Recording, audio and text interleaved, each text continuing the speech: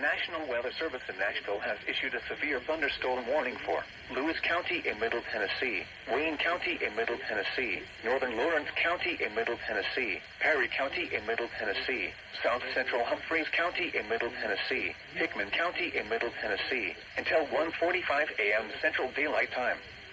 At 12:43 a.m. Central Daylight Time, severe thunderstorms were located along a line extending from Parsons to near Savannah, moving east at 50 miles per hour. Hazard, 60 miles per hour wind gusts and penny-size hail. Source, radar indicated. Impact, expects damage to roofs, siding, and trees. Locations impacted include Lawrenceburg, Cornwall, Centerville, Waynesboro, Linden, Collinwood, Summertown, Clifton, Lobelville, East Ridge, Gordonsburg, Cummins, Henryville, Boxelltown, Prim Springs, Flatwoods, Lyles, Mousdale Landing State Park, Pleasantville, and Nunley. This includes Interstate 40 between mile markers 147 and 149. For your protection, move to an interior room on the lowest floor of a building.